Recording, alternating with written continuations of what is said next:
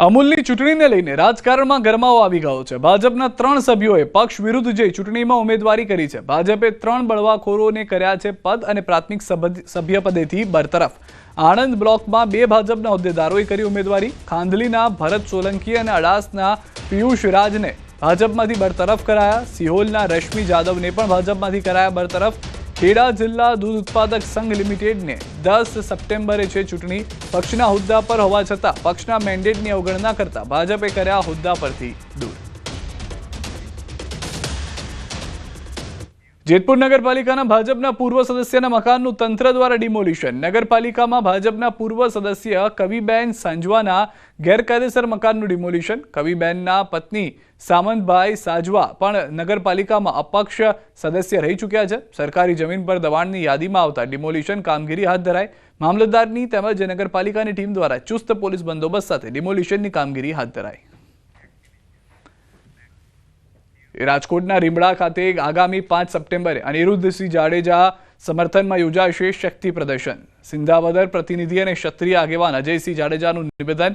આ સંમેલનમાં ક્ષત્રિય સમાજ સાથે તમામ સમાજના લોકો ઉમટી પડશે। અમારી બસ એક જ માંગ છે કે અનિરુદ્ધસિંહની સજા માફી યથાવત રાખવામાં આવે।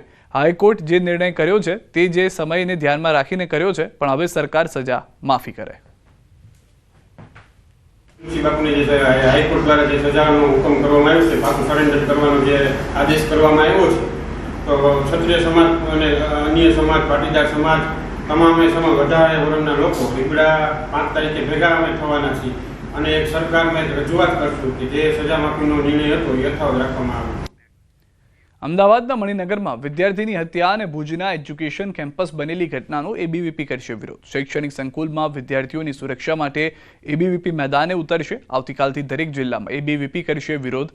વિદ્યાર્થી પરિષદ 8 સપ્ટેમ્બરથી એબીવીપી એટ યોર કેમ્પસ અભિયાન ચલાવશે।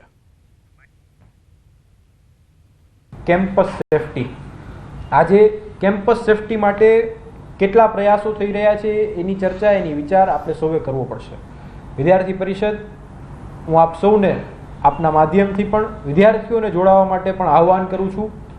આવતીકાલે તારીખ 4 સપ્ટેમ્બરના રોજ 11 કલાકે રાજ્યના તમામ જિલ્લાઓમાં એસપી કચેરી ખાતે વિશાળ વિરોધ પ્રદર્શનોનું આયોજન કરી રહ્યું છે।